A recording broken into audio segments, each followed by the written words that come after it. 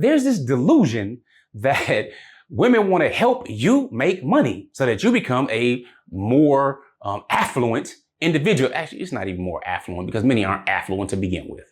Okay, when you come to practice polygyny, we're talking about being more than twice the man, having things figured out to begin with. So there's this idea, though, that, you know what, I earn this amount on a salary or job, and then she comes in, she earns this, and then she earns this, and we put it all together, and then what? Warning, viewer discretion is advised. The content, views, and educational material you are about to experience could challenge your belief, trigger strong emotions, and frankly, piss you off. This isn't for everyone. If you're not ready to confront new ideas, or if your feelings bruise easily, this might be the time to click away. Expect to be challenged, to think, and you might even want to scream at the screen. Proceed with caution, and remember, you chose to be here. Let's get it. Assalamu alaikum, peace. I'm Coach Nazir, one of the founders of Outstanding Personal Relationships and one of the authors of the 300 or so page masterpiece, Let's Talk Polygamy Uncensored.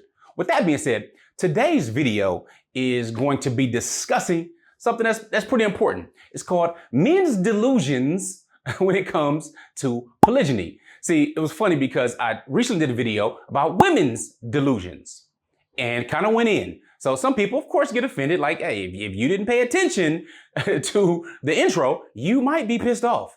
So she would say, no, this is so misogynistic and all that. She's like, if it's not, then put the men's version, because men do have delusions. So that's actually what today's video is about. So I appreciate you, sister. Even though I think you were wrong in your assessment of the previous video regarding women's delusions, it was a good idea. So I'm going to just mention a few. Matter of fact, I think it's going to be 4.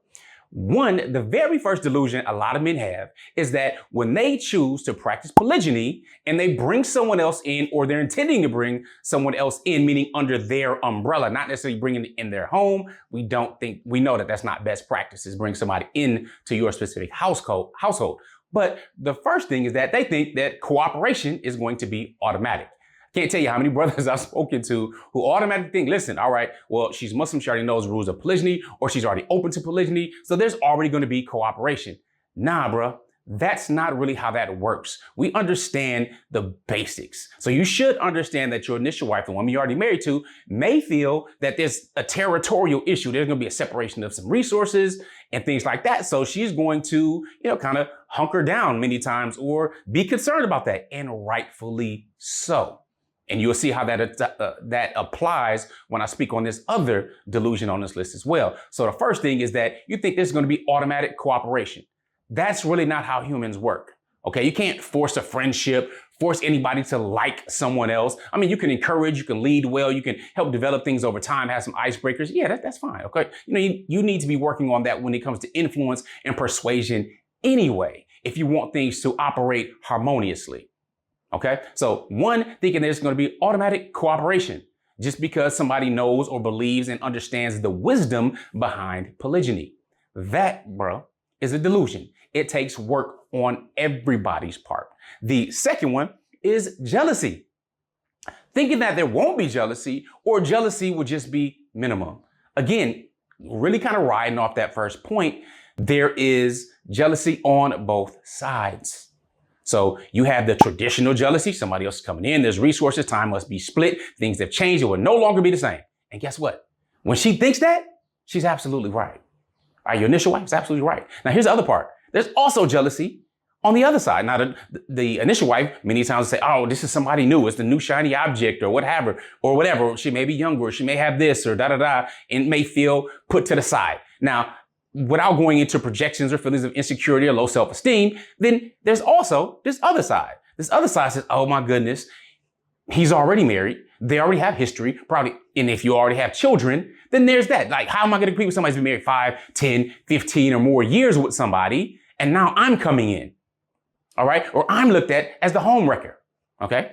That type of stuff goes on as well. So there's a jealousy and insecurity really on both sides. So this one is jealous that the incoming wife, for example, may be jealous that you've already established a number of different things, have children, have whole processes and stuff like that. It may not necessarily feel part of the family, even though she's married to you under your umbrella and part of your family. Just because that's the case doesn't mean there's not jealousy on both sides. Again, increasing your leadership allows you not only to understand this, but to navigate it and lead from the front. The third one is that there's this delusion that women want to help you make money so that you become a more affluent individual. Actually, it's not even more affluent because many aren't affluent to begin with. Okay, when you come to practice polygyny, we're talking about being more than twice the man, having things figured out to begin with. So there's this idea, though, that, you know what, I earn this amount on a salary or job, and then she comes in, she earns this, and then she earns this, and we put it all together, and then what? Now, I know some people are into that, and they do that, and to each their own. However, when it comes to practicing polygyny, there's still very important considerations. One goes back to the very thing that you were taught when coming up. Men need to protect. They need to provide, they exert personal power, or as some people say, preside. That allows you to be the one who is the decision maker, the one who takes care of things. It's not I'm going 50% with her and then 50% with her. You add both of that up, that's 100%. That's not how that works. All right. Now, nothing wrong with you taking care of your business. You should be doing that anyway as a man, as a husband, as a leader. And it's delusional to think that they need to come in and pitch in on your stuff to help stuff be better. Nah, man, they can use their money pretty much how they want to. You can make whatever agreements you like. That's totally up to you. But it's delusional to think that women want to come and fund your excursions or expeditions and stuff like that, and then operate again with those two things I already said before, that jealousy and that cooperation, and then put their money in some stuff. Like, that doesn't even make any type of sense or dollars or any type of money. All right. So to think that that's something that's comfortable, they can make their own money and spend it on themselves versus having to split it and deal with other personalities and characteristics and uncertainties that come along with different dynamics, especially regarding polygyny, which is one of the reasons we encourage you to step your game up, your financial acumen, in order to really qualify to do it well. Not to go ahead bottom of the bucket or what some people call poor-ligamy or polygamy. All right? Yeah, that's the third delusion. Now, the fourth delusion is this, that your life is going to get easier. That is going to get easier. See, I don't know about you, but I remember when I was young, when I was a kid, I used to always, I can't wait till I'm grown. I can't wait till I get out this house. And lo and behold, at 14 years old, I got kicked out of the house for bad behavior. Nevertheless, I was grown up pretty quick. But I recognized as I grew up, there were these things called bills that I didn't have to worry about when I was younger. And then when I got married, then there was even more things I had to take care of. Then the birth of a child, there was even more responsibility on my shoulders.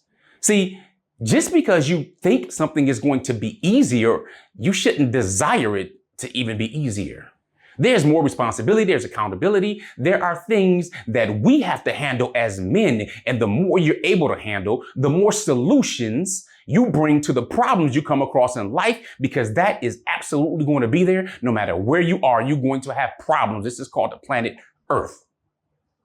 So instead of wishing things were easier, how about working towards being better? So instead of wishing things were easier, work towards becoming better. So you're able to solve problems at a larger level. See, the larger problems you can solve, the more valuable and vital you are as a man, the more attractive you are as a man and as a leader. So no, my life is not easier since I practice polygyny. No, not at all. It actually has become a lot more challenging, but it has stretched me beyond the point that I had thought I could necessarily be stretched. See, it's a different thing when you want to travel across the world and you do it on different continents.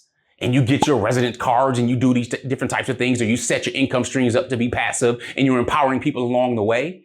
That requires all the way an entirely different set of skills than it does to clock in and clock out, deal with one fam, and that's it. All right. So when I say becoming more than twice the man, that means you should be able to handle the challenges, the problems, the struggles, and actually succeed, and therefore become more in the process. Your life won't be easier. But the question is this, because there are people like, well, if it's not going to be easier, then why do it? First of all, I'm not talking to the immature individuals that think that way. Because what matters is not that it becomes easier. What matters is it worth it? Now, I don't know about you, but when I grew up, my parents weren't flying anywhere. I don't know if they ever had a passport. I don't know if my mother has one to this day. But I feel good knowing that I'm able to world school my children, to have dozens of stamps in their passports, where they think it's normal and natural to have a Quran teacher to come to the house, to be able to earn money online, to see your daddy every single day in the home, to see him leading and having family meetings and going places on weekdays when other people are working. The environment is a lot more friendly. It smells different during the week. So having those options and choices, though it may not have been easy to build it, it still had to be built. And that is what's on the husband's shoulders. And if you think otherwise, then you simply being a delusional man with fantasies of polygyny, and you need to step your game up. With that being said, remember, a wish changes nothing, but a decision changes everything. So if you're someone who wants to take things to the next level, I'm Coach Nazir. I help people get their shift together. More specifically, I work with high performers and entrepreneurs who want to practice polygyny. I help them develop confidence, deepen connections, and design a cash flow without being dismissed or disrespected by using my shift method. So if you're ready to get your shift together, go over to CoachNazir.com.